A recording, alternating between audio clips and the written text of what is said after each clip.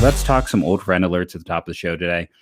Brad Hand signed with the Nationals. The Nationals, um, they've had an interesting offseason, let's put it that way, because they're paying Brad Hand $10.5 million. Now, if they'd claimed him when the Indians released him, it would have cost them $10 million. So they're paying him more money than they could have had if they'd claimed him earlier. I went looking for deferrals to see if that was the case. Did not see any sign of that anywhere. The same situation happened kind of to a degree when the Cubs waived Kyle Schwarber, and instead of claiming him, the Nationals went out and signed him for more than his arbitration estimate. And, I'd have to look and see if there were some deferrals involved with that. There was a second-year option that was at a lower rate than if he had a breakout year, it would cost more than that. But there hasn't been a sign of a breakout year coming with him, and it was odd because I've been saying since the end of the year, DH isn't coming, and we'll talk about that more in a bit. But this is a team that already traded for Josh Bell, who is maybe the worst defensive first baseman in baseball. Then they go out and trade for Kyle Schwarber, who probably should be a DH as well. They added 2 DHs when they're in a league that has no DH.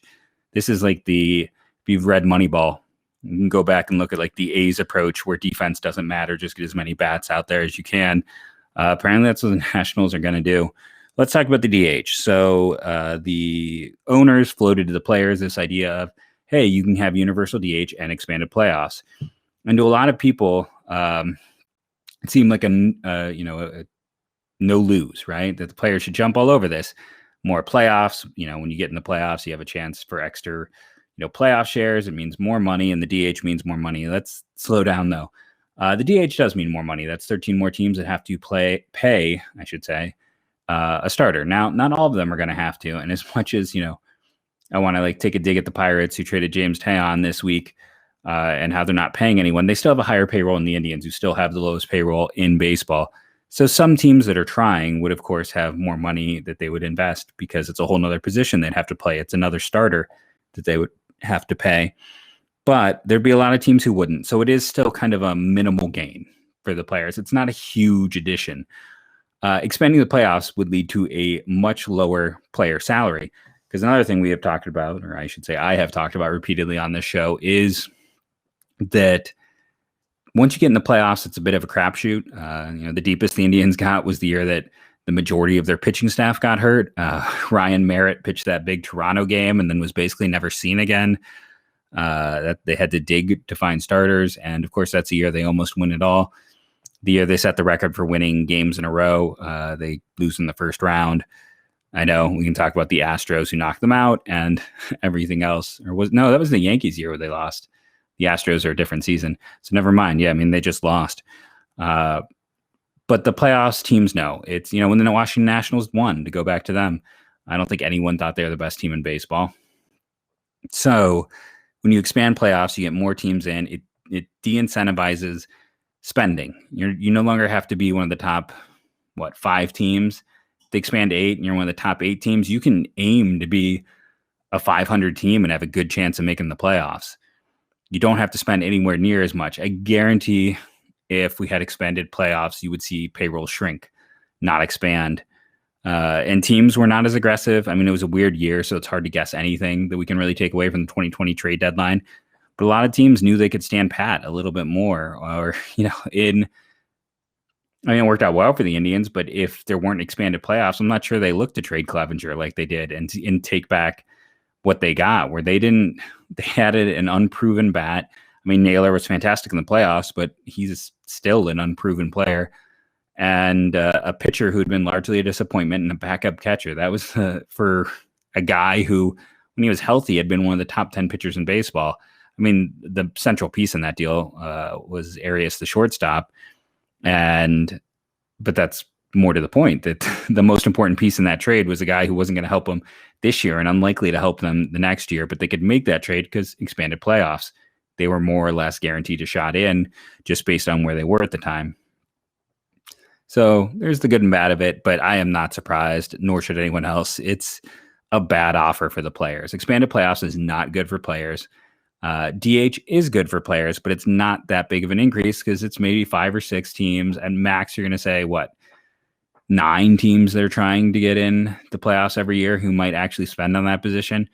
And of those 9, I guarantee there's just young players who could, slot into spots. Like if you're Atlanta, Drew Waiters could be the guy they slot in, who's a rookie, instead of investing in, someone who's a free agent. And they could always go for bringing back Marcelo Zuna again. But there's a lot of teams who would just go for the cheaper alternative. So it's not that helpful. With, this show occurring and the Indians, let's if we talk about the Indians offseason, there was the 40-man additions. There was the releasing of players tied to the 40-man additions. There was the Rule 5 draft. I still like Trevor Stepien. I still think he's a guy that people keep forgetting about when you talk about the Indians bullpen. But I think he's someone that you have to consider, have to talk about. But in addition to that, there's the Lindor trade, and then there hasn't been anything else. We'll see what's going on, but when you haven't had too much to talk about, I kind of reached out to the fans of the show to hear what they wanted me to talk about. Not quite a mailbag, more of like a, hey, what should I talk about on the show? And, I got what outfield prospect should make the opening day roster. I know a lot of people think Nolan Jones should already be on the roster. He's going to help this year. And I would have liked to have seen him maybe get a look last year, but he's got to learn outfield at this point because that's where he's going to end up. And he really has not played that. He can't hit lefties at all. He's strictly a platoon bat, and there's still a lot of swing and miss to his game. It's a profile that could get eaten alive in the majors. Now, I believe in the walk rate. I believe in the power. I think he's going to be a very good major league player, but you can't really fault them for Nolan Jones not being in the majors. You could fault for Daniel Johnson not getting a look. You could fault, and when they were running out some of the guys that ran out last year, like Delano Shields, I'd rather have had just seen what Kai Tom can do, if I'm being honest. So there's some of those guys in terms of outfield prospects. I mean, this team doesn't have any. There's Daniel Johnson, and I don't think they're going to mess with his service time because he's already 26. He's not at an age where you're going to worry about getting an extra year at the back end of that. In the upper minors, your outfield the outfield prospects for this team, Georgia Valera is far and away the number one. He's in the lower minors, unless you count Nolan Jones, who will eventually, I think, be an outfield prospect. And then your next two guys are probably Petey Halpin and Isaiah Green, who they got in the trade with the Mets. Both Halpin and Green were draft picks this past year, high school kids. So I don't think there really are those outfield prospects coming. Someone asked me when they'll win the World Series, to which I just declined, maybe a little more snarkily. But, the King Harris here asked me, how can they be good at developing infielders, especially among international prospects, but fail so much with domestic high school talent? Per my recent tweet about the second round, if you missed my comment from last Friday's show, the Indians are currently it's either 21 or 27 in terms of high school players drafted in the second round of their last. They've in the 50-plus year history of the draft, they have had one high school player that they managed to draft and sign, Mark Ballinger, who was in the 60s, who played 18 games in the majors. That's it. And they have spent a lot of picks on second-round high schoolers, but one guy has made the majors. Now, Nolan Jones and Ty Freeman look like they will break that bad luck. Both of them seem darn near locks to at least get in the majors. It would take something significant, I think, for either of them to fail to get there. But yeah, that's been their track record. If you had missed that, if you listened to last Wednesday's show here on WKYC, talked about that the second round in general, Albert Bell being the greatest pick in the history of the second round.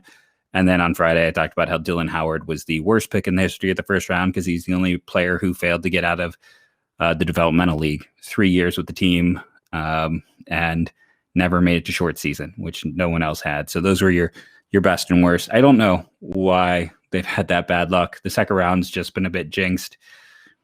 Nolan Jones question. Perfect platoon bat. Let's put it that way. I don't know if he's ever going to hit lefties enough. But I think the walk and home runs are there. And then this is a really good question that kind of drove me for the rest of the show here today. Nathan Kingsley at NT Kingsley. Thoughts on signing a closer to limit the long-term arbitration prices of our young relievers while allowing us to deploy them more meaningfully with higher leverage innings. And then mentions Mark, I can never say his name right, Mark Melancic, right? It looks like Melancon, but it's Melancic. And Melancic is an interesting call. My one concern would be his walk rate plummeted last year. But I think Nathan here is definitely onto something. Saves cost money in arbitration. They cost a lot.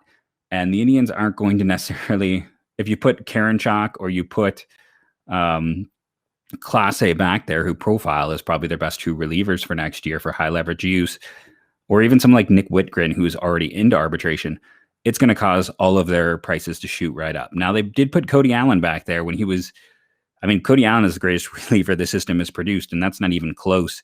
When you look at the history of the Indians and like guys they've drafted and or signed and developed for a long time, the fifth highest rated player in terms of WAR of any reliever drafted or signed and developed by the Indians was David Riskey, who he had an okay career, but it's nothing that stood out.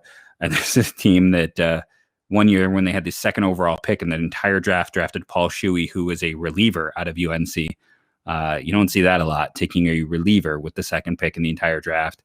He was not a starter. He had been always a reliever. And Shuey is like second or third all time in WAR amongst any reliever in Indians history. So it wasn't far and away. That's not anywhere near their worst draft pick. Frankly, during the Hart era, that's might be his number 2 first rounder in terms of value and production. But that's a different story to dive into. But overall, I think this stands out because if you've been listening to the podcast, we've talked about they're likely going to sign a second baseman so they can then put Jimenez in AAA and delay his service time. And Nolan Jones isn't going to come up till midseason because of service time. So if you're trying to mess with service time, make it work with money, saves is what makes relievers expensive. And by having someone else come in and get the saves, you then keep down the overall price. And I have some names here. I do have Melancic on the list. I'll talk about some other guys that I think are more interesting. Not necessarily better, but some people to talk about, some people to know. I dove through the entire free agency list. I even pulled out, talk outfield because that always comes up as well. But we'll get into all that after a quick word from our sponsors. Now, I am not the most car savvy person. I am not someone who really knows how to do much with his car.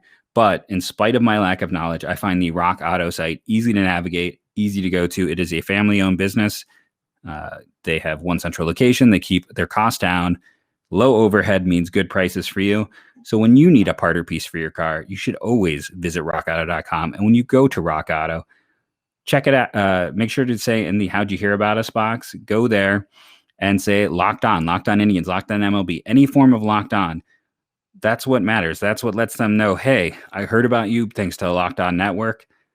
And you're going to want to go there because this is something you can use to advocate for yourself to make sure you're getting good prices on your car, on the parts and pieces for your car. I was able to, again, with my complete lack of knowledge, go and find my car and find a bunch of information. I didn't even know about my car.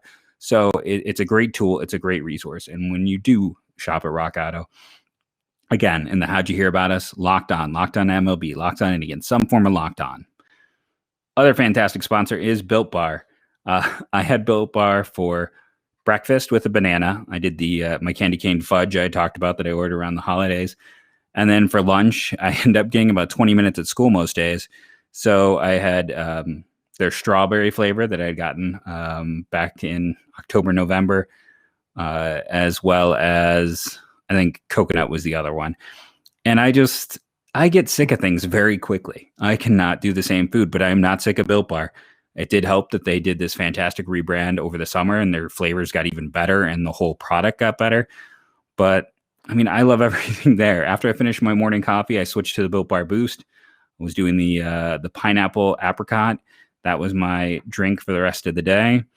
Like I said, it was my breakfast, it was my lunch, and then it was my post-coffee drink. I am all in on Built Bar. You should be too. When you go to BuiltBar.com, use that promo code Locked On. That is the promo code I personally use when I buy. It's a product I love. I just do. I think it's great. I use it all the time. Go to BuiltBar.com. Get a protein, the best tasting protein bar you're going to find. Gluten-free, which is something that I find very beneficial. But the Boost is great. I'm very curious to try the broth. Everything there is good. You're not going to go wrong. BuiltBar.com, promo code Locked On. So let's talk free agency. In general, the outfield group is not good. Let's just be honest amongst that. The top of it is fine, but when you're diving through who's out there, it's after you get through those top names, the middle class is not there. That's why Detroit was, in my opinion, very smart to go out and get Robbie Grossman for 2 years, $10 million, $5 million a year for a guy who's been league average pretty consistently is a good value at this point in time. I also think Texas getting David Dahl for, was it like, I can't even remember. It was less than $5 million for a year. I want to say it was only like $3 million. Was fantastic. Hunter Renfroe signed a pretty cheap deal to go to Boston. Like those were smart deals at the start. Now, I mean, I know a lot of people talk about Jock Peterson. I think he could end up getting a little pricey. I know he had a down year, but there's a lot of teams that could use him, and he can actually play the outfield, unlike some of the other names on these lists, like Eddie Rosario. I wouldn't be upset if the Indians settled for an Adam Duvall, Brian Goodwin. Those are the guys that I kind of liked from the secondary tiers for the Indians. But yeah, the outfield market is pretty terrible. But in terms of the relief market, so, what got us started on this was Mark Malencic. And, I mean, you got to give this guy credit. 12 years in the league now. His FIP for his career, fielding independent ERA, if you're not familiar with it, it kind of gets rid of everything and allows you, it's the best indicator of future pitcher success, is basically what it comes down to. It just shows how well someone's performing. Through his career, it's a 290. Last year was a 372. The issue with him, 2020 is weird, though. So let's just be honest with that. We don't really know. Strikeout rate dropped to 5.6 per 9, and he was 35, so there is natural age regression. So that's my concern about going out and getting someone like Malencic, is that we did see that drop at a 5.6. If you want to go for upside, I think the reliever to look at is Keone Kalea. Now, there has been some off the field issues with him, and there has been health issues with him. But man, when he is healthy, over his 6-year career, 231 games, 71 games finished, 11 strikeouts per 9, 3.4 walk per 9, 1 home run per 9, 6.6 hits per 9. I mean, the walk rate's a little high, but it's totally within the acceptable range. The strikeout rate's fantastic. The home run rate is in the acceptable range as well, especially for a guy who pitched in Texas for half of his career. He's been really good when he can stay healthy and when his head is on straight. When you have a manager like Terry Francona, part of the advantage should be able to, reach someone who can be a little, it's never been, as far as I recall, never been anything too big with him. It's been small issues here and there. In terms of, like I said, just ceiling, he is the reliever, because, they're not going to sign Alex Colome. They're not going to go out and get, the other names here near the top of the list. Roberto Osuna, thank goodness they're not going to get him. I'll talk about some other guys that, are also interesting, but, Yates and Hand and Archie Bradley, these guys are already off. But I think when you're looking at that guy, I think Kalea is, one could argue, has the highest ceiling of any relief pitcher currently left on the market. Briefly, let's see if this will close and not lose everything. I also wanted to mention Ken Giles. Now, he had Tommy John surgery. He's probably not going to pitch next year. If he does, it's going to be the very end of the year. But when healthy, I know he's bounced around because of trouble with consistency. But once he got to Toronto, Ken Giles was one of the best relievers in baseball. If you can get him on some kind of 2-year bridge deal at a decent price for a team, he's going to help massively in 2022. So I don't know if the Indians have never been the team to do that type of deal in recent years, so I don't think they would. But Ken Giles is, I think whatever team gets him to like a 2-year deal is getting a massive, massive value. If you, again, you're looking for someone who could close out games or has experience, Steve Chiswick was pretty bad in 2020, but you can throw that off as a weird year. He was very hittable. All the other rate data was about the same for his career. But, in 2019, he was not as strong as he had been. Before that, he had been pretty consistently a strong arm with good strikeout rates, low walk, and low home run rates. Again, depending on cost and coming off a bad year and a weird year, he's at least he's someone who's been out there at the back end of games, a name to consider. And then here are the kind of final four that stood out for me. Let's talk Jose Alvarez, most known for the worst video you'll see in 2020. 105-mile-an-hour fastball right into the junk, or not fastball, but hit ball. So he only pitched 6 innings this year, partially because of that. He has been with Detroit, with the Angels, and he was with Philly, a lefty, which the Indians do need. I mean, they don't really right now have a natural replacement for Oliver Perez. Not a loogie, though, a guy who's been like up in the 50s and 60s of innings as a left-hander. He's never really been a closer, so I don't know if he's someone you consider for that role. But just a name to know, a left-handed pitcher who has been surprisingly, for a guy who's bounced around a bit, efficient. FIP for his career is a 372. He's going to be, 32? So not the ideal age, but team could use a lefty. He's been an effective lefty. And again, he missed last year because of an injury no one should have. Don't want to save. Let's go here. I definitely have 2 that are the last 2 to talk about for the show today when we're talking about relief arms to look at. Justin Wilson is the next guy up. I don't know if he'd be in the Indians price range or not, because Justin Wilson is probably better than you think. His FIP last year was a 304, 10 strikeouts per 9, 4.1 walk per 9, 0.5 home run per 9. And he's been pretty consistently around 10 strikeouts per 9 with a 4 walk rate.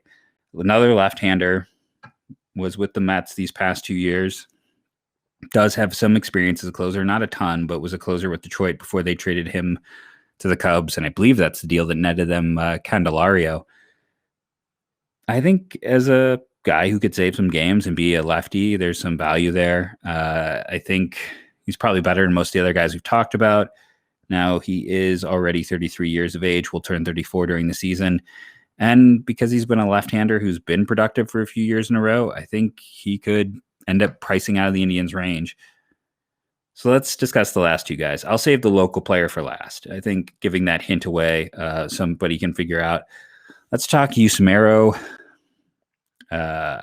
Pettit. Now, you may not know the name, and he is one of the older players on this list, already 36 years of age. But my goodness, has he been a rock, specifically for Oakland for the last 4 years. And even in 3 years with Oakland and the Angels the year before that, 83 innings, 93 innings, 91 innings. Now, he only 1 start during all of those times. Walk rate consistently right about 2, if not under 2. Strikeout rate about 7. Home run rate over 1. But the FIP during that time has been under 4. And he's just ironed arm. And you can throw him out there. And he's been productive. Age is the issue and the concern. If you want old school stats, how about this for ERA? 276, 3 even, 271, 166. In 2019, he appeared in 80 games, leading the league. I feel like Tito would love to have him. And just one of those things when you're looking at consistency, he's been that. Now, his FIP was over 4, which makes him last year a little more not projecting as well as maybe a few other players I've talked about already. But overall, I think he's an interesting player to look at, someone to consider, someone who could be a little bit cheaper just due to age.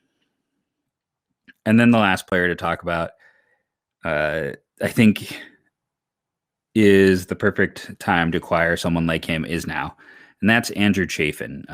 He was a first-round pick out of Kent State, went to Western Reserve High School in Ohio, and last year had a negative WAR over 9 innings pitched.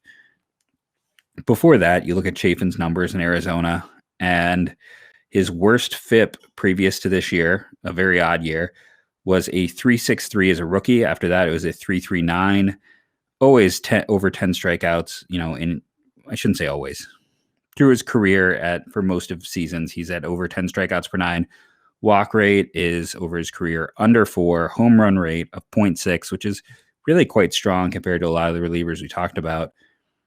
And while he has never closed, I mean, he's been a guy with over 50 innings 4 times in his career. One of those guys that Arizona just counted on and relied on. And he had a bad 2020, and a lot of guys too. But he's still out there. He'll turn 31 in June. Former first-round pick. So you've got that pedigree. Left-handed, from Kettering, Ohio, originally. So born in Dayton area, up in Collins at Western Reserve High School, went to Kent. Ohio ties, lefty, coming off a down season. Perfect time to add him. And you had him on a decent contract. You let him close. If you can get him for like a 2-3 year deal, then, you know, for him, when it's done, he's entering his mid-30s where he could still get a contract. Look at Brian Shaw. And if he has that experience as a closer, that's just going to help his value go up as a left-handed reliever. And for the Indians, then they can keep those younger arms in a high leverage situation, which helps. They can just bring them out as needed, and it's going to keep overall costs down. So if the Indians are looking to spend $4 to $5 million, I have no idea what Chafin would cost, but I think he should be a primary target for the Cleveland Indians. And I think you let him close and you look at the 2020 numbers that are hurting his value right now and ignore them, because this 2020 season was incredibly odd in general across the board. And let's be honest, it never hurts to bring an Ohio kid home. I'm trying to think, has there been someone since Joe Smith when they traded for him the first time and then traded for him a second time? I can't really think of anyone too recently. But I mean, I still see so many people who call for Derek Dietrich to be brought in just because he was an Ignatius kid. And fun fact with Derek Dietrich, his grandfather was the return in the Norm Cash deal, which ended up being one of the worst trades in Indians history, and they sent him to the Tigers. So just random Derek Dietrich fact.